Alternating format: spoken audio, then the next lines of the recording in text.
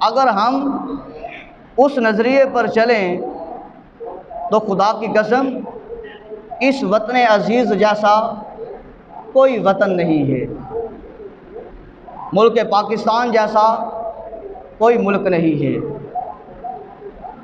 اور یہ نعمت اللہ کی عظیم نعمتوں میں سے ہے۔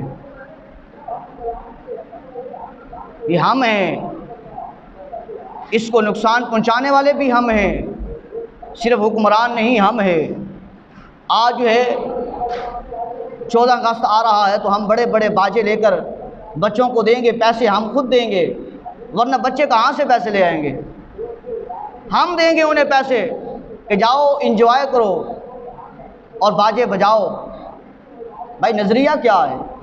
اور نظریہ تو یہ ہے کہ اکٹھے رہیں گے، ہندو مسلمان اگر اکٹھے رہتے ہیں، یہودی مسلمان اگر اکٹھے رہتے ہیں، عیسائی مسلمان اگر اکٹھے رہتے ہیں تو یہ مسلمان یہ ان کی مشابہت اختیار نہ کریں، الگ ملک الگ رہ کر یہ اللہ اور اس کے رسول کی تابع داری کرنی ہے۔ لیکن یہ کر کیا رہے ہیں؟ یہ باجا بجانا یہ کن کی تعلیمات ہے؟ یہ یہودیوں کی ہے، یہ یہودیوں کی ہے۔ یہ باجے بجانا یہ یہودیوں کی تعلیمات ہے۔ جب ہی یہودی کو عبادت کرتے ہیں اس سے پہلے یہ باجے بجاتے ہیں۔ اور یہ یاد رکھ لے کہ جب پوچھا گیا کہ یہ بتائیے کہ یہ عصر اور جو ہے وہ ظہر، اس کی نماز میں قرات کیوں نہیں ہے؟ اس کی نماز جو ہے وہ قرات کے ساتھ بلند آواز میں کیوں نہیں پڑھی جاتی؟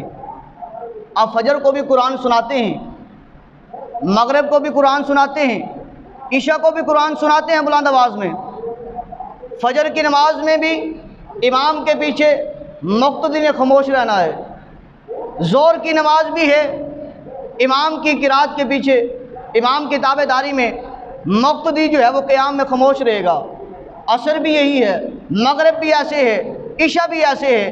اب پوچھیں کہ جو فجر ہے اس میں تو امام بلند آواز میں قرات کر رہا ہے، ہم خاموش ہیں، چلو اللہ کا قرآن سن رہے ہیں، ظہر اور عصر میں کیوں نہیں بلند آواز میں ہوتی؟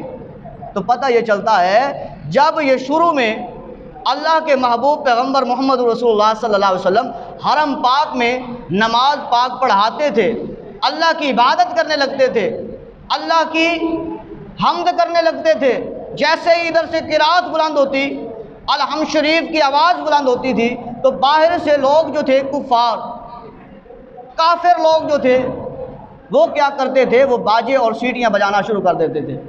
باجے، سیٹیاں اور تالیاں، یہ تینوں باتیں موجود ہیں کہ وہ فوراً بجانا شروع کر دیتے تھے۔ اس میں قرات میں کمی واقع ہوتی، لغزش پیدا ہوتی، اللہ نے فرمایا محبوب ظہر اور عصر کی قرات جو ہے وہ سری کر دے، خاموشی کے ساتھ پڑھی جائے، اور مغرب اور عشاء فجر یہ 3 وقت میں وہ کفار سوئے ہوئے ہوتے تھے اور ایمان والے اللہ کی عبادت کر رہے ہوتے تھے، اس لیے وہاں پر قرات بلند ہے۔ تو پتہ کیا چلتا ہے کہ یہ سیٹیاں بجانا، باجے بجانا، یہ تالیاں بجانا یہ تو کفار کا طریقہ ہے۔ اگر الگ ملک میں اگر مسلمانوں کا بچہ، اگر مسلمان خود اسے پیسے دے رہا ہے اور خود نہیں ڈانٹ رہا اسے اور خود کہہ رہا ہے جا بڑے بڑے باجے لے اور انجوائے کر، تو کیا یہ نظریہ پاکستان میں شامل ہے؟ نہیں ہے، ہرگز نہیں ہے۔